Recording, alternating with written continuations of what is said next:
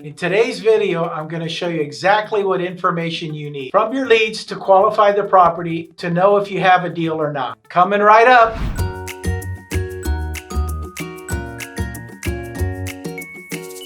When you're reaching out to potential motivated sellers, it's important to determine if you have a deal or not. There are 4 main pieces of information that you need to get your seller to reveal. You can do this by remaining casual and having a simple conversation. Hi, I'm Joe Homs. I have over 40 years of real estate experience as a broker, investor, and mentor. This channel is dedicated to helping new and experienced real estate investors of any age create the life that they've always wanted through real estate. So make sure you subscribe so you never miss a video. 4 main pieces of the puzzle that you're trying to solve to help your seller in whatever situation they're in and determine if you have a deal or not are these 4 behind me. So let's talk about them. Condition of the property is 1. Condition, also determining what the after repair value, which we talked about, what are the loans on the property, and then anything else, and this will give you the equity position. And as I spoke in another video, we want at least me here in California, I want at least $150,000 in equity so that I could deal with this situation. What is the motivation of the seller? Very important. How quickly they want to do this deal. Do they have time? Are there tenants in the property? Did somebody pass away? What is their motivation for selling it at a distressed value? Timeline, again, is important as well. So we can close within 3 days on a normal transaction because we are all cash. Or I have one right now that said they wanted 60 days. And that's fine because they needed that time to move out the furniture and items that were in there that were left behind. Unfortunately, it was a probate situation where somebody had passed away, so they needed that time for all the relatives to come over and take whatever they needed. And then we said, fine, let's close in 60 days. Price is always the #1 important product in anything.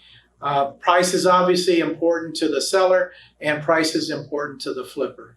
And it is literally the meeting of the minds where you end up getting a deal. So those are basically the 4 things that you need to do to establish whether this is a good deal or not. Stick around to the end because I'm going to give you some negotiating tips so that you can get the price that works for you. Here are a few negotiating tips to help you get the price that you need to make this a deal. Okay, let's talk about these 4. We're talking about building rapport, showing empathy, get their value first is really important, and then starting low with your offer. So building rapport is paramount up front.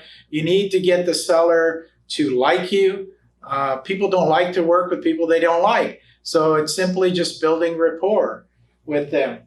Showing empathy. If it's a situation where you learn that grandma passed away in the property, please give your condolences, things like that, so that they know that you're a human being on the other side of that phone call. Or if you're person to person, same thing, that you care about them and their situation. Always get their value first. I can't tell you how many times I've gone and somebody will just, blurt out, I want $300,000 for this property. And my maximum allowable offer was $250,000. Or it could have been even higher. So it just depends on what they're looking for. It gives you kind of a basis to start at. Once you figure that out, I'll always start a lot lower. People are used to negotiating, and so they're going to give you a high number. You want to do the same thing and give them a lowest number as possible, and then you're going to work your way towards that middle ground where not only you're happy, but they're happy, and you create a deal. Ready to get started building your real estate career and your financial future? Please make sure to subscribe or feel free to reach out to me anytime. I'm here to help.